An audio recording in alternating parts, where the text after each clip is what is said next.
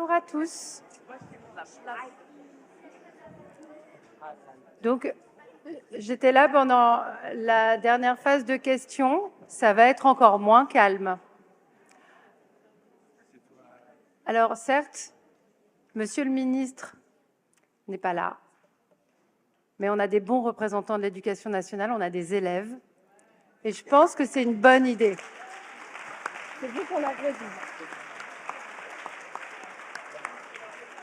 Alors, moi, je suis productrice radio et je m'occupe d'une émission d'éducation sur France Culture qui s'appelle Être et Savoir. J'anime aussi beaucoup d'ateliers pédagogiques. Donc, je suis habituée à discuter avec des élèves. Cela dit, je ne suis pas habituée à faire discuter des élèves et des adultes dans le public. Donc, c'est une première et je pense que ça va être très intéressant. Évidemment, la question de l'éthique animale et puis la question d'améliorer la condition des animaux et d'y réfléchir au sein de l'éducation nationale, ça intéresse les adolescents. Je suis allée les voir au collège Thomas Mann, où ils sont scolarisés, certains en internat d'excellence, d'autres en externe, pour parler avec eux, et j'ai pu constater qu'ils avaient plein de questions. Alors on va voir lesquelles vont être posées aujourd'hui, parce que c'est la question de l'éthique qui est pour les adolescents toujours une préoccupation, la justice, la violence légitime, et notre place dans le monde, et puis la question du lien et du lien affectif. Ça, je crois que c'est important dans la vie de tout le monde, et chez les adolescents, évidemment, c'est très présent. Alors, je vais vous donner tous leurs prénoms. Alors, on a avec nous Temnou, Fares, Chanel, Garance, Aïcha, Fatoumata, Nolan, Mehdi, Alix, Solane, Jim, Naïm, Mohammadi, Noé et Méziane. J'ai oublié personne? C'est bon? Donc,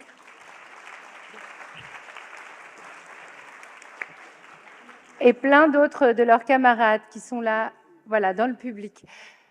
Donc, ils vont formuler des questions, des interrogations sur la place des animaux dans la société et éventuellement au sein de l'éducation nationale. Et vous allez pouvoir leur répondre et éventuellement leur poser d'autres questions, parce qu'on est dans une phase où on dialogue. Alors, ces questions, on en a un petit peu parlé, puis je crois que vous avez eu aussi un brief avec votre CPE et vos professeurs. Les enfants, alors je sais que je vais poser la question la plus dure. Qui veut commencer?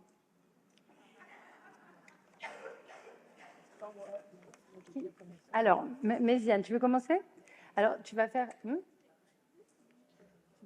alors, il faut que tu appuies. Alors, tu sais qu'ici, il y a des ministres qui viennent, des tas de gens très, très importants du monde entier, puisqu'on est à l'UNESCO. Donc, il faut que tu t'appuies sur le bouton rouge et que tu parles dans le micro. Ça va aller? Bah, je crois que maintenant, c'est trop tard. Il faut que quelqu'un commence. Vas-y, dis ce que tu as dit. Ce que tu m'as dit quand on était ensemble. C'est quoi le droit des animaux? Qu'est-ce que tu as dit?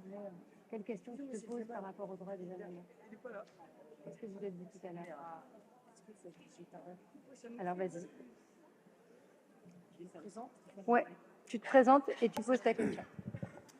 Bonjour, je m'appelle Méziane Benahi, je viens du collège Antoine Coisvox. C'était juste pour vous poser la question, est-ce qu'il faut être végétarien pour protéger les animaux?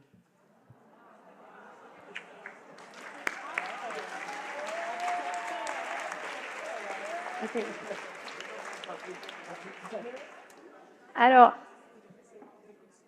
j'avais dit trois interventions. Est-ce qu'il y a une autre intervention? Est-ce que quelqu'un veut parler des animaux domestiques, de la chasse? Moi, j'avais eu des questions sur la chasse. Vas-y. Alors, voilà, très bien, tu as compris comment ça marchait, bravo. Déjà, pour les animaux domestiques, est-ce que, ou même pour l'industrialisation de la viande animale, est-ce que surnourrir, suralimenter un animal, est-ce que c'est bon pour... est-ce que c'est considéré comme de la maltraitance ou pas? Merci beaucoup. On va voir et on va prendre une troisième interrogation. Alors, appuie sur le bouton, tu peux dire ton prénom. Alors, bonjour. Je sais pas quoi. Ah.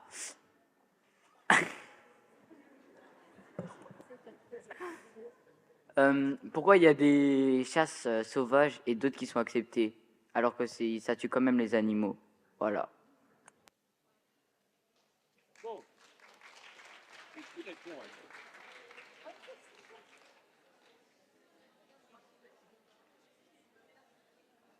Alors, est-ce qu'il y a parmi vous, on va reprendre, notez vos questions, les enfants, parce que sinon après, on va oublier, ça s'envole très vite une idée. Est-ce qu'il y en a parmi vous qui veulent répondre aux élèves?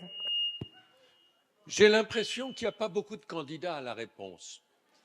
Si, une candidate, je vais quand même faire un début de réponse et puis d'autres réponses viendront derrière. Sur la première question, vous savez, il y a les gens qui mangent de tout, ça s'appelle des omnivores. Il y a des gens qui ne mangent pas de viande, qui s'appellent des végétariens, et il y a des gens qui ne mangent aucun produit animal, c'est-à-dire pas non plus du lait et des œufs, ça s'appelle des véganes. Alors, si vous êtes vraiment contre la mort des animaux d'élevage, il faut être végane. Mais il y a très peu de véganes et la première priorité, c'est de faire que les animaux d'élevage qui existent soient aussi bien traités que possible. Donc, si on est vraiment cohérent, on peut dire qu'il faut être végane, mais si on veut faire que ce sort de tous les animaux d'élevage s'améliore, eh bien, qu'on mange de la viande ou pas ne change pas grand-chose. Alors, la seconde question, est-ce que suralimenter un animal, c'est de la maltraitance? Si vous le nourrissez de force, comme on le fait pour nourrir les animaux pour le foie gras, ça s'appelle le gavage. Oui, c'est de la maltraitance. C'est de la maltraitance autorisée par la loi, mais c'est de la maltraitance, l'animal souffre. Vous avez en second lieu des animaux qu'on nourrit un peu plus qu'on ne devrait pour qu'ils deviennent le plus gros possible et pour qu'on ait plus de viande et de graisse. Ce n'est pas de la maltraitance, mais ce n'est pas la préoccupation de la santé de l'animal qui prime. Et puis il y a des animaux qui ne sont pas assez nourris, et ça, ce n'est pas non plus très bien. Alors, la troisième question, c'était les chasses. En fait, en France, presque toutes les chasses sont autorisées, qu'elles soient cruelles ou non. La seule chasse qui sont vraiment interdites, c'est les chasses qui portent sur les animaux les oiseaux migrateurs, c'est-à-dire des oiseaux qui traversent le ciel de la France, et quand on les chasse en France, eh bien, les pays d'où ils viennent et d'où ils partent perdent leurs oiseaux. Et ça, ce n'est pas acceptable. Mais les autres chasses sont autorisées. La priorité, c'est de commencer par interdire celles qui sont les plus cruelles. Ce qu'on appelle la chasse à courre, où on court derrière un cerf avec des chevaux, des chiens qui les pourchassent, quelque chose d'assez épouvantable. Et ce qu'on appelle la vénerie souterraine, où on envoie des chiens sous terre pour attaquer des blaireaux qui sont sous terre. Voilà, j'ai répondu à vos questions, mais d'autres réponses viendront. Et je donne d'abord, elle a déjà un micro, c'est à vous. Merci. Alors moi, ne croyez pas que je vais botter en touche, mais typiquement, les 3 questions que vous avez posées, ce sont des questions qui peuvent être abordées justement en éducation morale et civique, non pas pour vous apporter des réponses, mais pour vous donner tous les éléments scientifiques, les éléments de connaissance, les éléments moraux aussi, donc de philosophie morale, d'éthique, et pour que vous puissiez justement vous faire votre propre jugement et décider de ce qui vous semble moralement correct, ce qui vous met, vous, en cohérence avec ce que vous pensez de ce qu'est un animal. Mais je crois que chacun doit être en capacité à un moment de se poser ces questions et d'y répondre par rapport à sa personnalité, par rapport à ce qu'il sait et par rapport à ses engagements qui peuvent être tout à fait évolutifs au cours de sa vie. Il y a plein de gens qui sont devenus végétariens, mais qui ne sont pas nés végétariens, par exemple. Et c'est l'évolution de leur pensée critique, avec les éléments qui ont pu leur être apportés, des éléments concrets, factuels, scientifiques, qui se sont fait leur propre opinion et qui ont décidé de devenir végétariens. Donc, il n'y a pas d'obligation, quelle qu'elle soit, mais en revanche, c'est à vous de vous poser ces questions et c'est à nous, en tant qu'éducateurs, de vous apporter des éléments pour vous faire votre propre jugement et évoluer et faire évoluer votre pensée à ces sujets. Voilà, alors je n'ai pas répondu à vos questions, mais c'est volontaire parce qu'on n'est pas là pour vous dire il faut que vous deveniez ci, il faut que vous deveniez ça, il faut que vous bannissiez ceci ou cela, mais on est là pour justement développer votre esprit critique. Et c'est ça qui me semble le plus important. Et concernant juste les chasses, je donne un petit élément de réponse. Si vous interrogez la question des droits des animaux, ou les animaux ont-ils des droits, ou sont-ils protégés de la même manière, c'est là que ce sera intéressant justement parce que vous verrez que certains animaux, pour des raisons de protection, parce qu'ils sont menacés d'extinction, vont être protégés et interdits de chasse. En revanche, d'autres ne vont pas l'être. Et même des espèces qui sont protégées dans certains départements vont être quand même chassables. Donc tout ça, c'est à interroger, mais ça fait aussi partie de la construction de la règle et du droit, justement. Et c'est intéressant de voir justement comment on construit les règles, comment on construit les lois en France, qu'est-ce qui est pris en compte et comment ces lois peuvent évoluer. Et il faut que je me taise parce que je viens de me faire gronder. Voilà. Moi j'ai une question,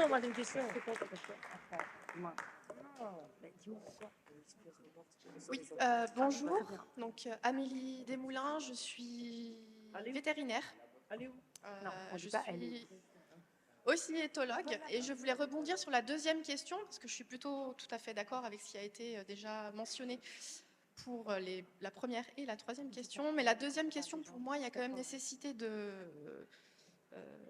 d'approfondir un peu ce qui a été dit, c'est-à-dire que nourrir un animal de force, oui, c'est de la maltraitance.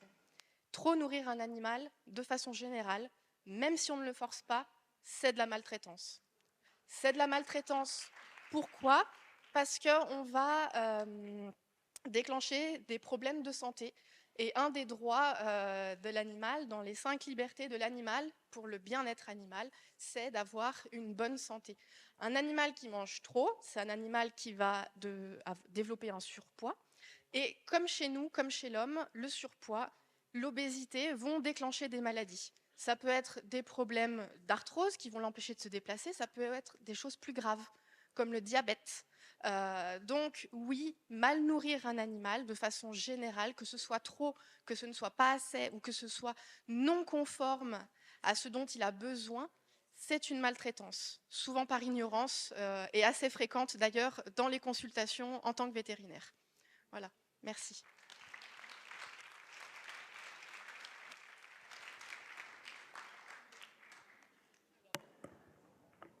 Oui, madame.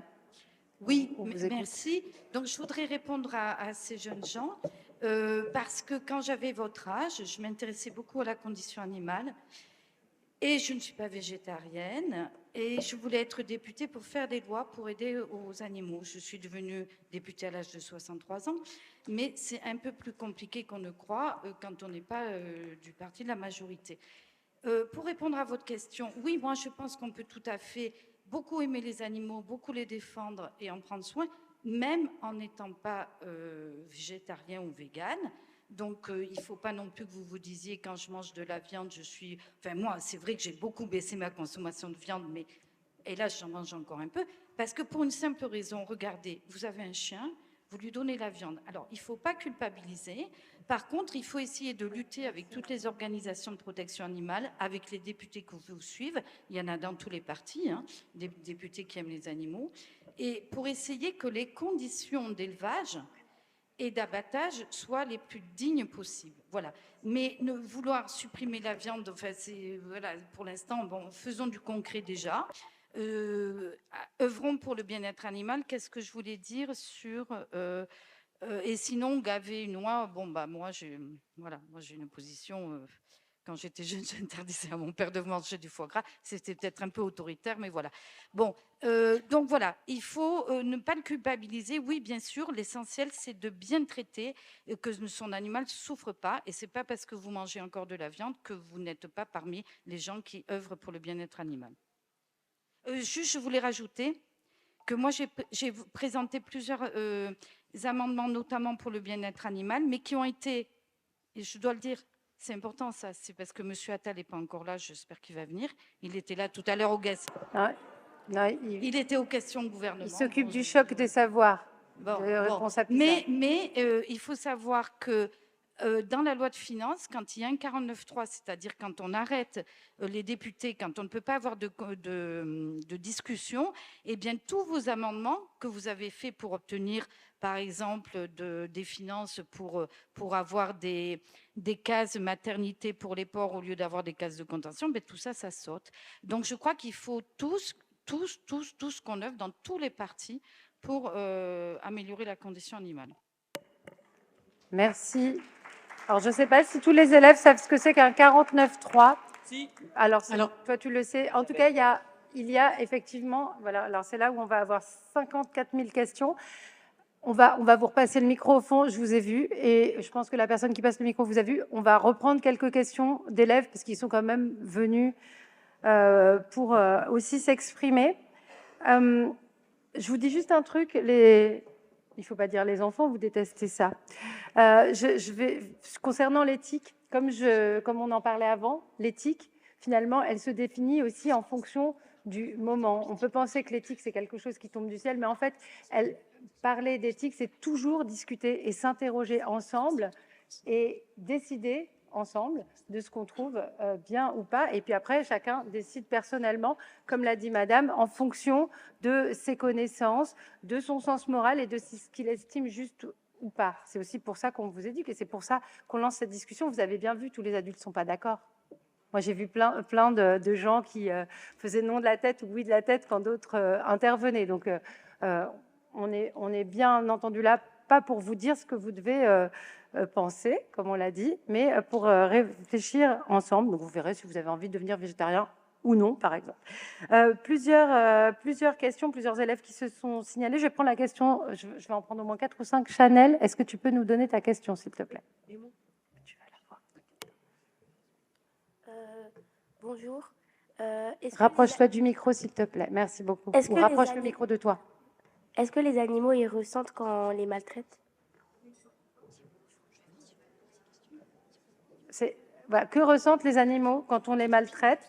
Fares, tu voulais poser ta... non, toi c'est...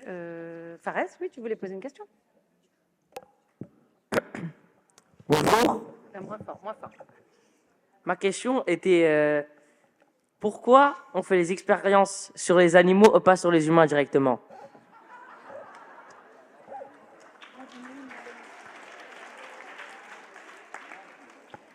Jim, pose ta question. Je sais que tu as une question. Bonjour, je m'appelle Jim Martin. Et ma question, c'était pourquoi on continue la déforestation en Amazonie ou dans d'autres forêts, alors qu'on sait que ça va bientôt créer des millions de morts avec les animaux? Voilà. Excellente question. J'avais deux filles derrière Temnou. Tu veux... Ouais, viens. Tu peux lui faire, la laisser accéder à ton micro. Hop, allez. Moi, je ne sais pas ma place. Si je te le dis, tu dois prendre ta place. Parce qu'il faut pas. Bonjour, je m'appelle Temnou. Alors, ma question, c'était est-ce que c'est de la maltraitance quand on a des animaux domestiques? Parce qu'il y a des animaux domestiques qui se font maltraiter. Et moi, je pense que quand on a des animaux domestiques, c'est comme si on les empêchait de vivre. Tout le monde n'est pas d'accord. Bien. Et tu appuies. Tu te présentes.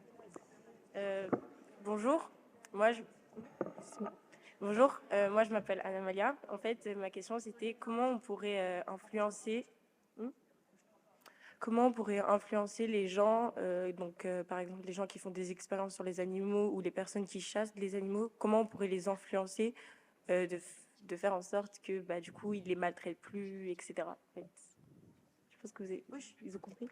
Moi, j'ai compris ta question. Si tu t'inquiètes de savoir si on l'a compris, on peut essayer de la reformuler ensemble. C'est finalement quelle influence ici on pourrait avoir sur la société pour que l'éthique animale soit mieux prise en compte et que les animaux soient davantage protégés et que moins de gens les maltraitent à titre individuel, mais aussi à titre collectif, On a parlé de la viande, on peut parler de l'abattage. Enfin, ça nous fait penser, nous qui connaissons un peu le sujet, surtout vous, hein, messieurs, dames, à beaucoup de sujets qui sont liés à ce que tu dis. Merci beaucoup.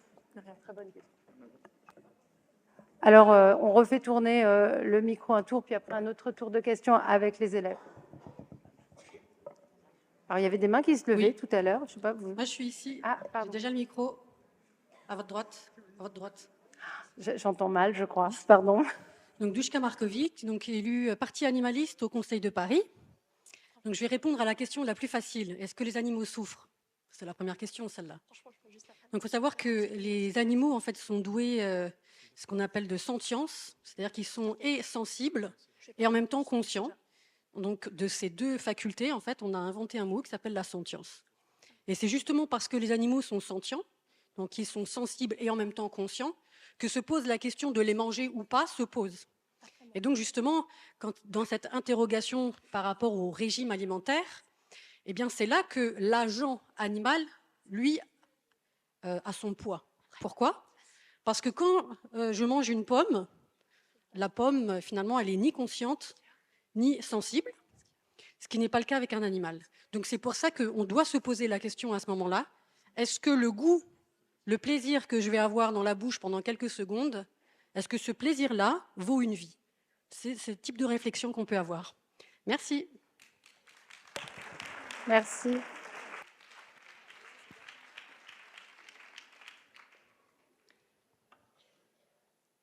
Bonjour à tous. Alors moi, je vais répondre à une partie des questions également qui ont été posées. Je vais me présenter rapidement. Je m'appelle Alice Pied, j'ai 17 ans et je suis coprésidente du Campus Animaliste, l'association de jeunesse du Parti animaliste. Par rapport à la question sur la souffrance animale, Mireille a très bien répondu.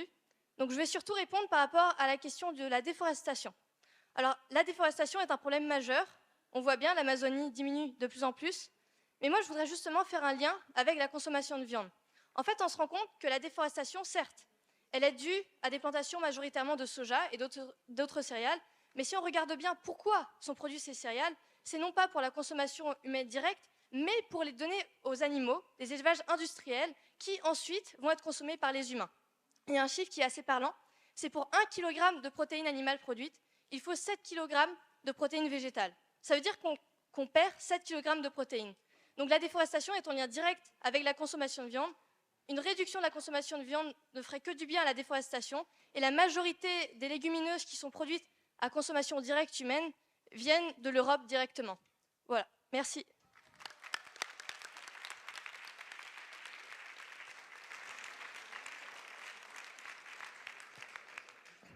Bonjour.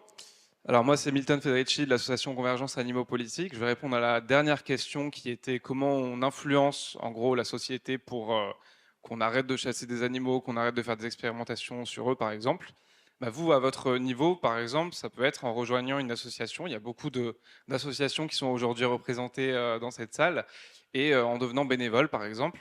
Et il y a des associations sur tous les sujets, que ce soit sur la chasse, l'expérimentation animale ou même de manière générale et par exemple sur les refuges.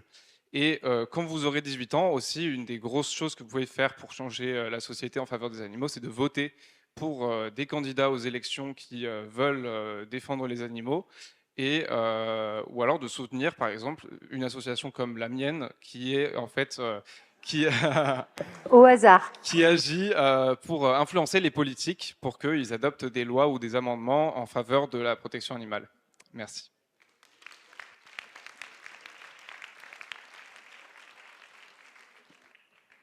Bonjour, je suis présidente du Mouvement pour les animaux, qui est un parti politique et qui est devenu un parti politique parce qu'il n'arrivait pas à se faire entendre en tant qu'association.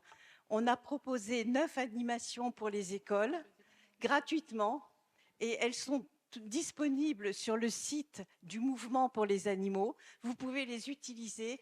Vous avez également des livrets qui vous expliquent comment animer ces animations. Vous avez aussi des guides pratiques. Vous avez 9 films qui font à peu près 10 minutes. Donc, c'est à votre disposition gratuitement.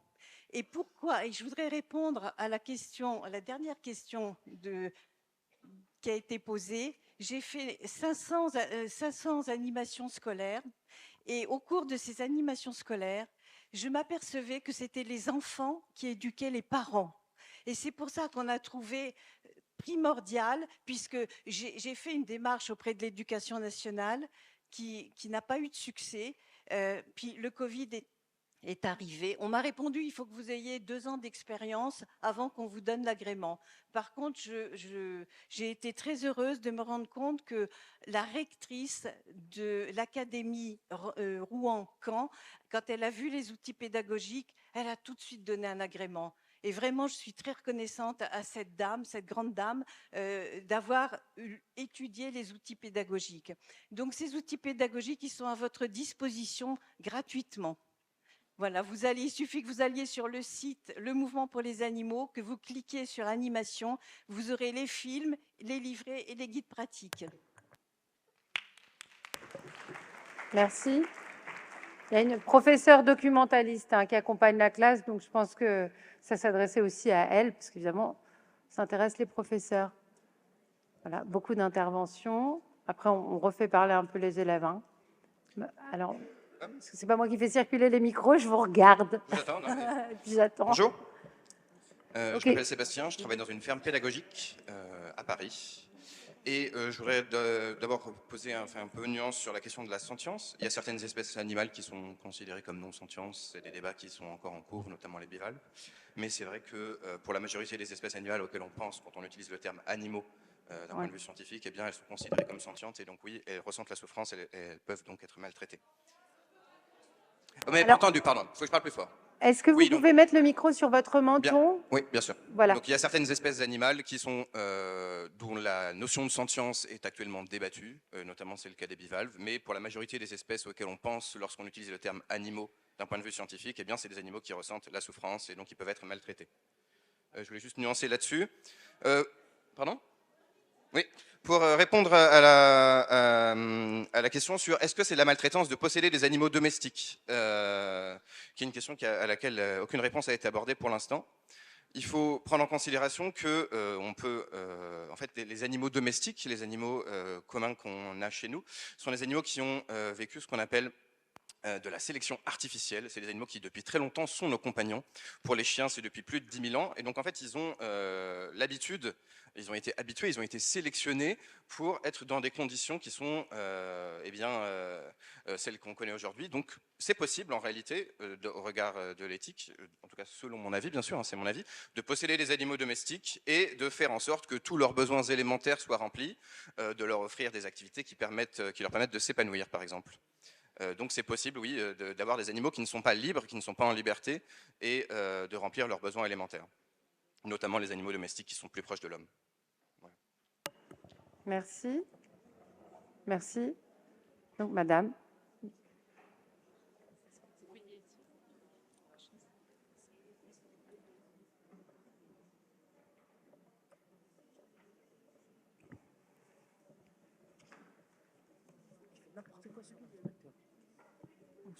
Si, c'est bien. C'est du grand n'importe quoi.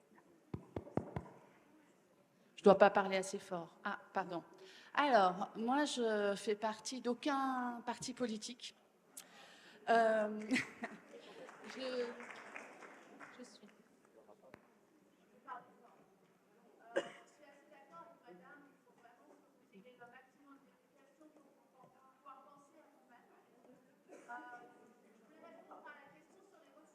Parce que je crois que c'est un des jeunes là qui a posé la question tout à l'heure.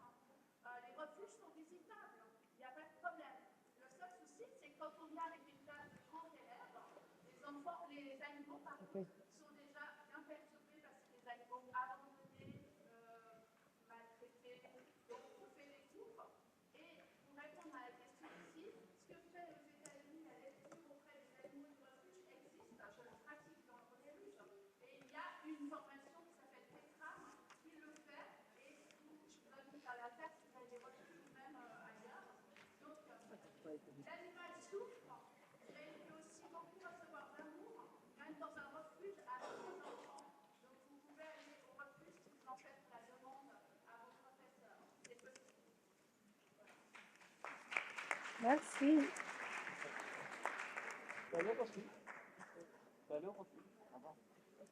Ça va. Alors, Méziane, je crois que tu avais une autre question. Ma question est la suivante. C'est pourquoi les singes sont enfermés dans des cages alors que biologiquement, ils sont presque pareils que nous? Tu parles de l'expérimentation. Voilà. Parce qu'en classe, on avait parlé de l'expérimentation animale. Donc, on s'était aussi interrogé sur quels animaux étaient utilisés dans l'expérimentation animale et puis sur la captivité des singes et de quel type de singes on parlait. On prend encore une question parce que après, sinon, c'est difficile de refaire passer. C'est toi? Oui.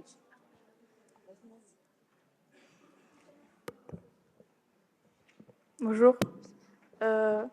Moi, c'était pour poser la question, pourquoi être végétarien et pas vegan si les animaux et les poissons, c'est un peu pareil, et eux deux, ils ont des sens. Ah.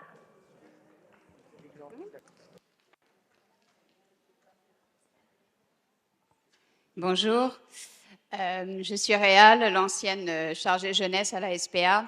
Je ne vais pas répondre à toutes ces questions, mais en revanche, elles m'interpellent et je vous remercie vraiment de les poser parce que suite à nos interventions dans les établissements scolaires, s'il y a bien une chose qu'on peut reconnaître, c'est qu'aujourd'hui, ces enfants, adolescents, ont une vision systémique des problématiques que parfois, nous avons mis plusieurs générations à avoir. Et nous, en tant qu'intervenants pédagogiques, il est de notre devoir de répondre avec cohérence et avec responsabilité à cette intelligence qu'ils ont de prendre les animaux pour ce qu'ils sont, loin d'une vision anthropocentrée, utilitariste et clivante. Donc, merci pour vos questions qui sont réellement représentatives de ce qu'on peut entendre quand on va dans les écoles.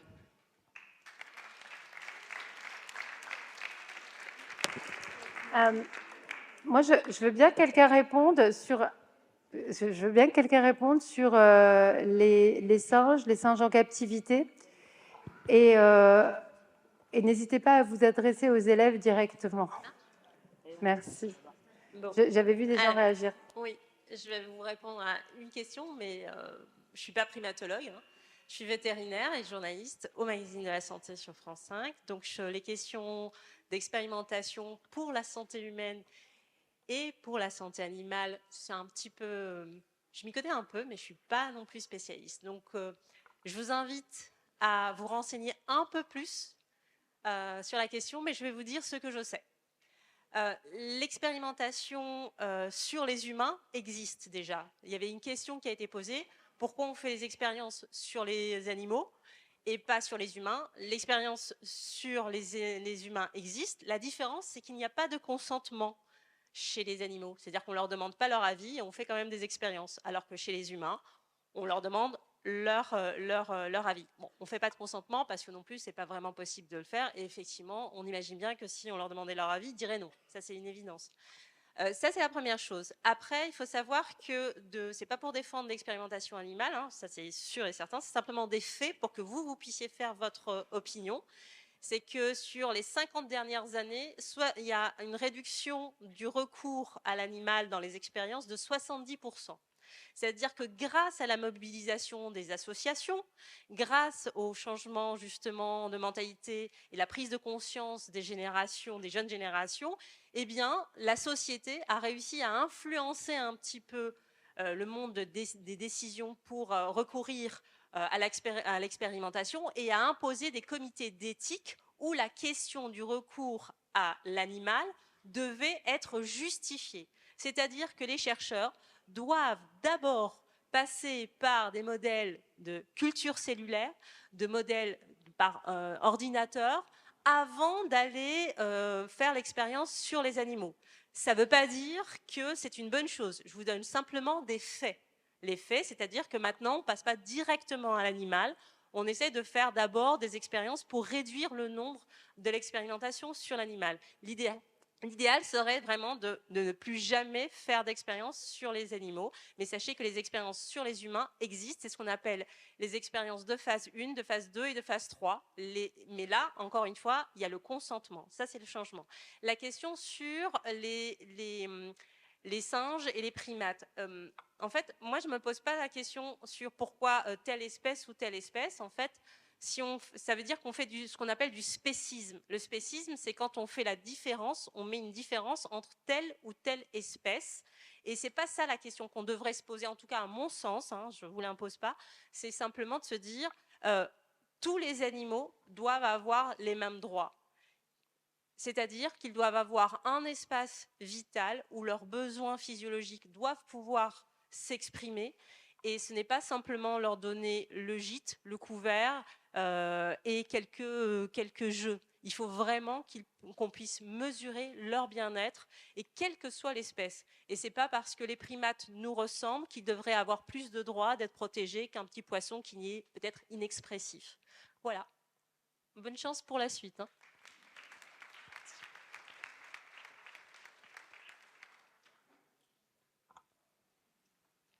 Alors, j'ajoute une petite question en attendant que le micro tourne, parce qu'il y a plusieurs élèves qui me parlent finalement d'une interrogation qui est à la base même de beaucoup de réflexions philosophiques sur la morale, c'est-à-dire quand un animal cause un préjudice à un être humain, est-ce qu'il faut punir l'animal? Est-ce qu'il faut tuer l'animal? Quand il y a un incendie, je vous livre ces questions qui ont l'air naïves hein, comme ça, mais qui sont en fait extrêmement traitées par les plus, enfin, qui ont été traitées par la philosophie et parmi les plus grands philosophes, beaucoup s'y sont intéressés. Est-ce qu'on doit sauver un animal quand il y a un incendie, et quand on sauve les humains, est-ce qu'on doit aussi sauver les animaux? J'entends oui, mais je vous transmets les questions des élèves. Et est-ce que la vie, que vaut la vie d'un animal en fait? Voilà, ça tourne beaucoup autour de ça, et c'est normal parce que ce sont tout à fait des questions que se posent les élèves. On vous passe la parole dans un instant. J'ai commis une petite injustice en donnant pas la parole que j'avais promise au fond de Nolan. Tu peux poser ta question. Alors moi, ma question, c'était... Rapproche-toi du micro, s'il te plaît. Ma question, c'était sur la castration des animaux. Est-ce que c'est utile et pourquoi on continue à en faire?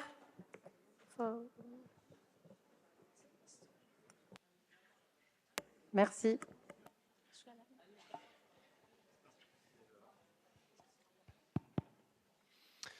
Alors bonjour, je vais répondre sur la question qui concerne le droit des animaux, car... Vous pouvez vous présenter? Pardon, Maxime Lacombe, je suis animateur pédagogique, justement sur les questions de sensibilisation au bien-être des animaux. Donc, autrement dit, c'est mon travail aussi d'aller dans les écoles et de vous rencontrer. D'ailleurs, n'hésitez pas si vous voulez qu'on intervienne, bref. Donc, concernant justement le droit des animaux, en fait, il y a des personnes beaucoup plus compétentes que nous, ici dans cette salle, qui se sont posé la question et qui se sont réunies à Toulon, un ensemble de juristes, et qui ont émis l'envie de donner ce qu'on appelle une personnalité juridique aux animaux. Je dis bien émettre une envie, c'est-à-dire que si ces animaux ont la personnalité juridique, on pourrait éventuellement les accuser de meurtre. Sauf que ça conduit à beaucoup de problèmes juridiques. Je vais vous en présenter un que je n'ai pas inventé, qui est en fait issu d'un procès fictif qu'a créé pour les étudiants une école de droit afin de réfléchir sur le cas d'un éléphant de cirque accusé de meurtre. En fait, ce qu'il se passe avec la personnalité juridique des animaux, notamment par exemple des animaux domestiques, c'est que de un, les animaux et leur statut sont multiples, c'est-à-dire que vous avez les animaux domestiques, au sein duquel vous avez les animaux de rente, les animaux de compagnie, mais vous avez aussi d'autres statuts d'animaux, même parmi les animaux sauvages, espèces protégées, espèces menacées. Et donc il est très difficile à l'heure actuelle, et ça c'est le travail des chercheurs dans le domaine de la loi, d'essayer de voir comment on peut faire pour soit adapter les lois et le droit à eux, à chacun de ces statuts, soit tout simplement tenter d'aller vers cette personnalité juridique. Mais le problème dans ce cas-là, au niveau de la personnalité juridique, c'est la déresponsabilisation de l'être humain. Autrement dit, de manière plus simple, est-ce que c'est encore la faute de l'être humain si un éléphant de cirque, je fais référence à ce procès fictif, tue la personne qui a voulu le libérer? Donc c'est une question qui est encore en débat, qui n'est pas figée, même si, à l'heure actuelle, il est vrai que la position d'une personnalité juridique des animaux pose la question de est-ce que l'être humain est toujours responsable des actions qu'il oblige les animaux à commettre. Bonjour. Oui. Bonjour à tous les étudiants. Je suis Isaline Bourdieu, je travaille au Fichier national d'identification des animaux carnivores. Donc, je suis au service communication et je voulais répondre à deux des questions. L'une sur doit-on sauver les animaux lorsqu'il y a un feu, un incendie. Il faut savoir que des actions sont mises en place par les pompiers, par les policiers aussi, puisque tout être vivant est sauvé lors d'un incendie. Les animaux ne sont pas laissés sur le côté. Vous avez aussi des actions à faire pour le signaler. Vous avez des stickers que vous pouvez mettre sur vos fenêtres pour dire que vous avez par exemple un chien ou un chat. L'essentiel, c'est juste d'informer les premiers secours de façon à ce qu'ils puissent sauver, puisque c'est un être vivant qui a le droit au sauvetage. Et la deuxième question, c'était par rapport à la castration.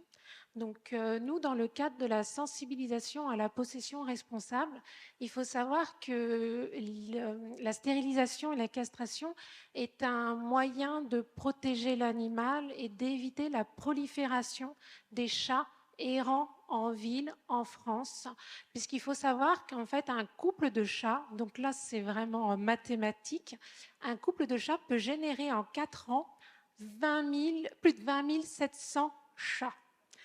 Donc, si vous ne les stérilisez pas, au fur et à mesure, vous avez carrément des villes entières de chats. Donc, la stérilisation fait partie aussi du bien-être dans le sens où ça aide au comportement et ça aide aussi à limiter les maladies pour les animaux, pour les chats. Donc, ce n'est pas un mal, c'est un bien pour l'animal. C'est une question à se poser et c'est une question à se poser pour éviter la prolifération, pour éviter et limiter surtout l'abandon des animaux et la biodiversité. Pardon.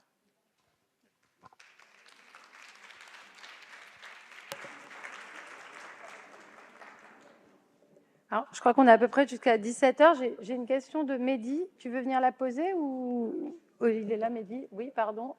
Non, tu la poses? Bonjour, je m'appelle Mehdi. Est-ce que c'est de la maltraitance de prendre tous les jours des produits laitiers d'une vache tous les jours? Bon, je sais pas comment. Alors,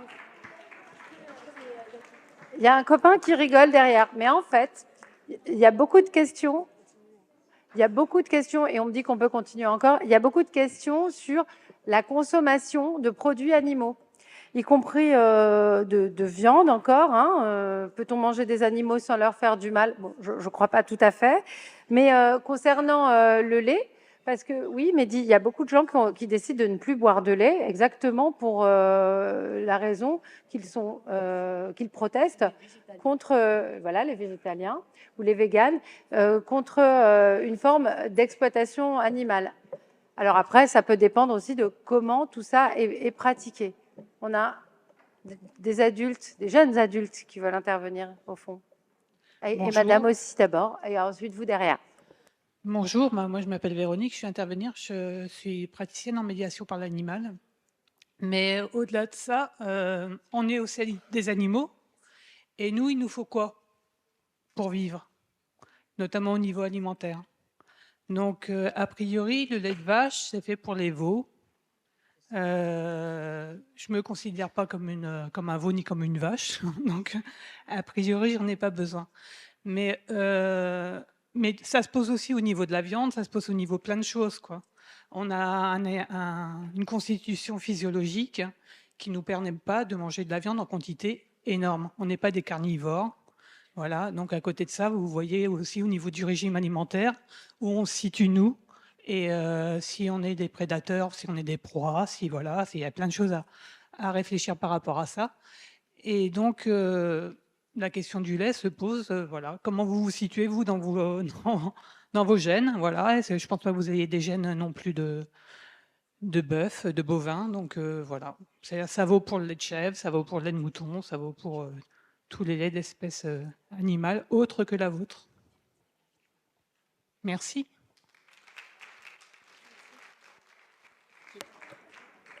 Mehdi, tu as compris la réponse? Oui, ça va. Oui. Alors, je voudrais aussi répondre à cette question sur le lait et sur les produits d'origine animale d'une manière générale. Alors, peut-être que je me présente d'abord. Je m'appelle Romain Vandenbroek. Je suis aussi, comme Alice, coprésident du Campus Animaliste, l'association de jeunesse du Parti animaliste. Et donc, pour répondre à cette question sur les produits laitiers, alors c'est vrai que ça peut paraître moins évident que de manger des animaux. Alors, manger des animaux fait souffrir les animaux. Il faut les élever dans des conditions souvent assez terribles pour assurer toute la production du pays. Ils sont ensuite abattus dans des conditions souvent terribles, souvent sans insensibilisation, donc ils sont abattus en pleine conscience. Alors, pour produire du lait, évidemment, on ne passe pas par tout ça, mais il y a plein d'autres choses qui arrivent aussi et qui font souffrir les animaux. Pour produire du lait, une vache, qu'est-ce qui doit lui arriver? Il faut qu'elle ait un veau, qu'elle soit en gestation, qu'elle accouche d'un veau pour ensuite lui fournir du lait. Et donc on va devoir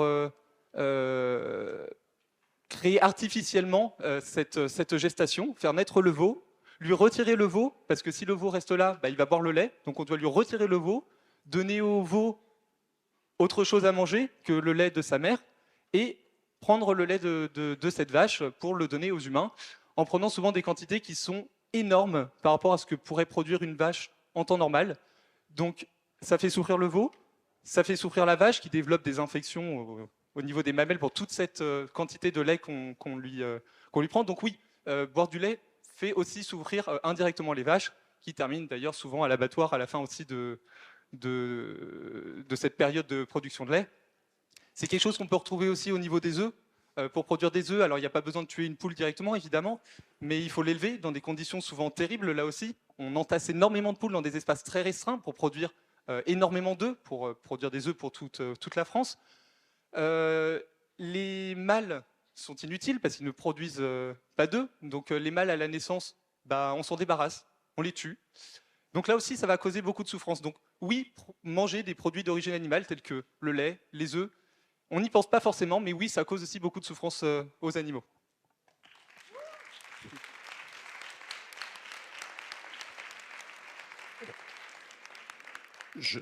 Si je peux intervenir aussi sur cette question, je me permets, c'est que effectivement tout ce qui a été dit sur les veaux, le fait qu'on les retirait, c'est vrai. Aujourd'hui, si vous voulez consommer tout de même de la viande, parce que vous êtes quand même des enfants, des élèves, et vous n'avez pas forcément le choix de ce que vous mangez, que ce soit à la maison avec vos parents ou même à l'école. Vous n'avez pas forcément ce choix-là. Aujourd'hui, le moyen pour manger, quand il n'y a que des repas avec de la viande ou des protéines animales, le seul label qui existe aujourd'hui qui garantit le moins de souffrance animale, c'est le label biologique. C'est l'agriculture biologique, c'est le seul label aujourd'hui qui existe et qui est légalement, qui parle de bien-être animal. Après, vous avez aujourd'hui l'étiquette AEBEA qui se développe, sur lequel vous pouvez voir la note du bien-être animal de l'animal que vous consommez. Donc voilà, ce sont les deux labels aujourd'hui qui permettent on va dire, de consommer de la viande en réduisant la souffrance des animaux, sans dire qu'il n'y en a pas. Voilà, ce sont vraiment les deux seuls labels que vous pouvez consommer vous. Donc c'est ce que vous pouvez essayer de porter vous chez vous ou à l'école en le proposant à vos parents par exemple. Merci. Et les enfants, vous pouvez essayer d'avoir une influence sur ce qui est consommé à la cantine et demander. Vous n'avez pas encore le droit de vote, mais vous pouvez vous exprimer collectivement. Alors, j'ai plusieurs questions, mais tu peux poser ta question après. Hein. J'ai plusieurs questions des élèves qui sont assis dans la salle. Kylian demande pourquoi chasser certains animaux et d'autres pas, et pourquoi nous, humains, on aurait ce droit. Donc, une nouvelle question sur la chasse, que je ne comprends pas très bien. Ismaël demande pourquoi dépenser autant d'argent dans l'élevage intensif, aujourd'hui encore, alors que tout le monde y perd. Alors, je crois que beaucoup de gens sont d'accord avec toi dans la salle. Alexandra demande quelles sont vos propositions pour défendre les animaux, tout simplement? C'est vrai, on peut en reparler, je pense qu'il en a été question aujourd'hui. Et encore une question sur les végétariens et les véganes. Est-ce qu'ils font vraiment baisser la maltraitance animale et le gaspillage? Bon, je crois qu'on a un peu compris que oui, mais si quelqu'un veut revenir sur la question, on comprend que ça intéresse beaucoup les élèves. Et puis, tu voulais poser encore une question?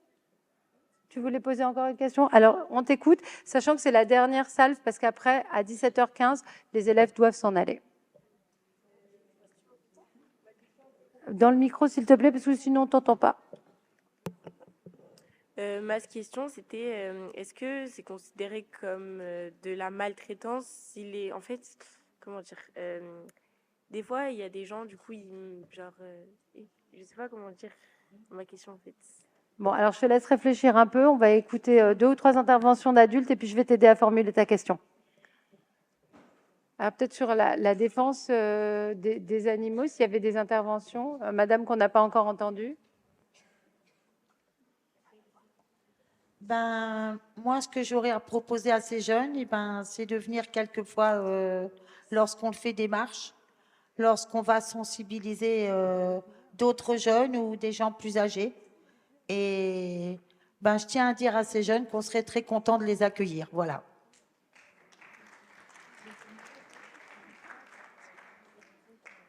Bonjour. Déjà, je voulais remercier les jeunes d'être venus, de se déplacer, de poser toutes ces questions parce que ça alimente le débat. Donc voilà, très bien. Continuez à vous poser des questions, on va essayer d'y répondre, mais allez chercher d'abord les réponses dans vos cerveaux. Alors peut-être que vous m'entendez pas, ou peut-être que vous voulez plus écouter, ou peut-être que vous êtes fatigué, c'est pas grave. Je suis là, par ici à droite. Ah ouais. Voilà. Ok, pardon. Je voulais répondre à l'élevage intensif. Alors, je m'appelle Solène, je suis juste une consommatrice comme tout le monde. Je suis végane de temps en temps, ça m'arrive. L'élevage intensif, je pense qu'il continue parce qu'il y a encore beaucoup de demandes, notamment, voilà, il faut alimenter les McDo, et tout ça, la restauration. Il y a énormément d'élevage pour la restauration. Et voilà. Et pourquoi végétarien? Le fait de manger végétarien, en tout cas de manger moins de viande, ça permet de prendre conscience que l'animal on n'a pas besoin d'en tuer autant pour en manger autant. Donc voilà, vérifier sa consommation de viande, regarder d'où elle provient, ça peut aider à la condition animale. Voilà. Merci. Alors, je crois que l'objectif aussi, c'est évidemment, on peut dire aux élèves qui peuvent lire, se renseigner, mais l'objectif, c'est aussi juste d'écouter, en fait, juste de s'écouter, d'écouter ce qu'ils ont à dire, ce que ça leur évoque, ces questions, ce que ça leur évoque, ça reflète à la fois ce qui se passe dans la société, c'est-à-dire comment le débat circule, parce que tout ça, ils l'entendent et ils le recyclent à leur manière, et puis ils nous interrogent, et puis aussi les questions qu'on se pose vraiment quand on est au collège. C'est une partie de l'adolescence hyper intéressante parce qu'on est encore très très curieux, très très ouvert, et en même temps il y a une forme de naïveté, je ne crois pas vous insulter en disant ça, mais une forme de candeur aussi dans cette adresse qui nous rappelle voilà, quelles sont les questions de fond, hein, on l'a entendu, ce sont vraiment des grandes questions. Est-ce qu'il y a d'autres réponses qui veulent être formulées par les adultes? Madame. Alors, j'arrive un peu en retard par rapport à une question qui a été précédemment posée. C'était est-ce que la vie d'un animal, ça compte? Donc, juste en une phrase, est-ce que la vie d'un animal, ça compte? Ça dépend de quel point de vue on se place, tout simplement. C'est-à-dire que si je suis l'humain et que je décide de manière arbitraire que tel ou tel animal a le droit de vivre et tel ou tel animal a le droit d'être tué pour quelque raison que ce soit, ou est-ce que je me pose du point de vue de l'animal qui n'a qu'une vie et qu'on lui prend? Voilà, donc la question, elle est là. Et encore une fois, vraiment, mon dernier mot pour tous ces collégiens que je félicite parce que je trouve qu'ils ont des questions extrêmement pertinentes. Je pense qu'ils ont déjà bien travaillé en amont. Encore une fois, faites-vous votre propre chemin avec des informations, des éléments factuels, scientifiques, clairs, et ne vous laissez pas formater ni dans un sens ni dans l'autre, mais réfléchissez par vous-même. Vraiment, on a besoin de jeunes qui réfléchissent par eux-mêmes et qui sont à l'écoute des éléments scientifiques qu'on a, et on a beaucoup de connaissances, en éthologie notamment, en neurobiologie, etc., sur les animaux, sur leur capacité sensorielle, émotionnelle et cognitive. Et donc, prenez tout ça et faites-vous votre propre réflexion éthique. Voilà. Merci.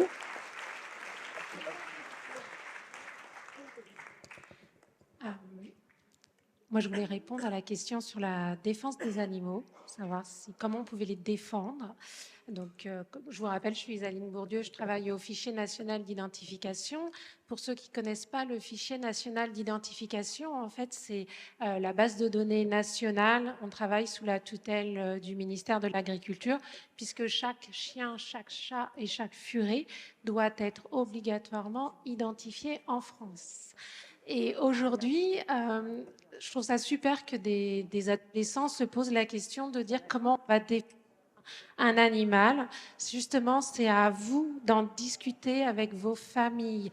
Quand vous avez envie d'adopter un chat ou un chien, ce n'est pas un jouet, ce n'est pas une peluche, c'est un être vivant. Il va falloir réfléchir, en fait, de vous dire que cet animal, vous allez le vivre avec lui entre 10, 15, voire 20 ans. Vous allez devoir prendre soin de lui donner à manger, l'emmener chez le vétérinaire, savoir si vous allez pouvoir rester avec lui pendant les vacances. Donc, c'est vraiment important de se poser ces questions, puisqu'il faut savoir que c'est aussi comme ça que vous allez défendre les animaux, parce que vous allez en parler à vos amis, qui en parleront à leurs amis, et c'est ainsi que la possession responsable fera une boucle et sera respectée. Parce qu'aujourd'hui, vous êtes les adoptants de demain, et c'est le plus important. Parce qu'aujourd'hui, les adultes, on ne va pas les changer. Donc, c'est à vous de changer l'avenir des animaux.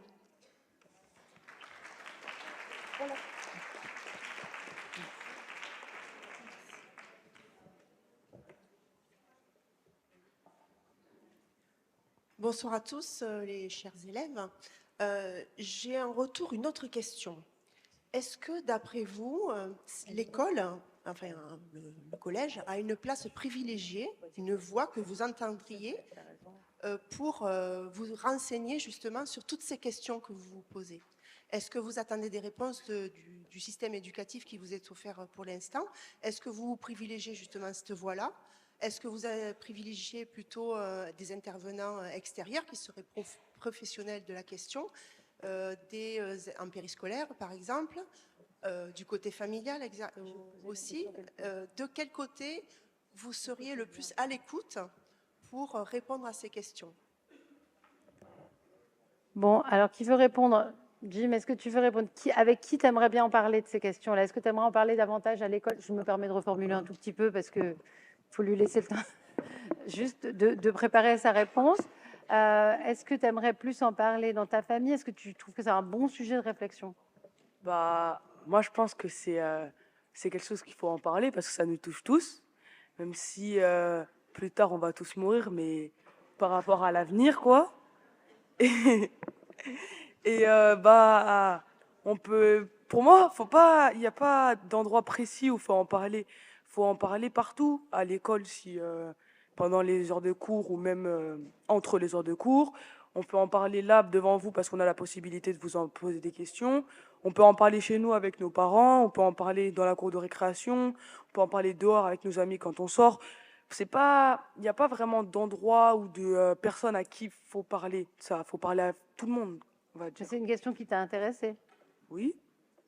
Moi, il y avait beaucoup de questions derrière, et aussi quand on a préparé, et puis là, maintenant, dans le feu de la conversation. Est-ce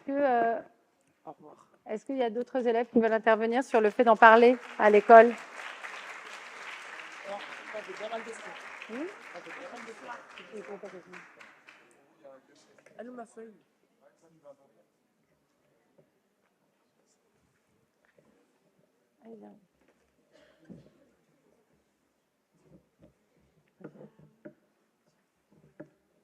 T'appuies sur le bouton.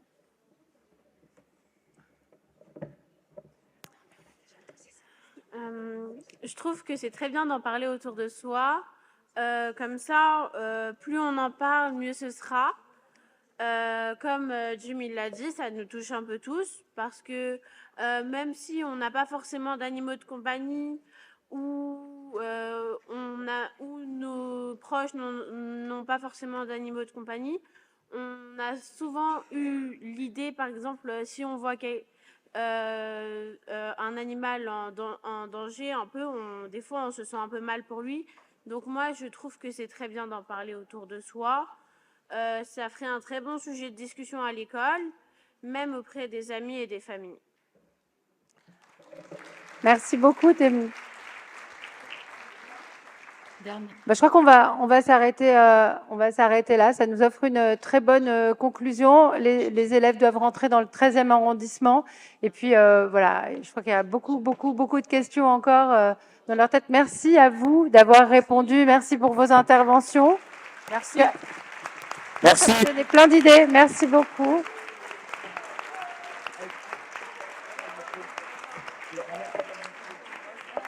Et merci aux organisateurs d'avoir proposé aux élèves de venir. Je crois que c'est très, très important d'entendre des élèves. Ils ne sont pas représentatifs de tous les élèves de France, mais voilà, c'est une parole brute. Donc, on est très content d'avoir pu être ici aujourd'hui. Merci. Et merci de votre attention.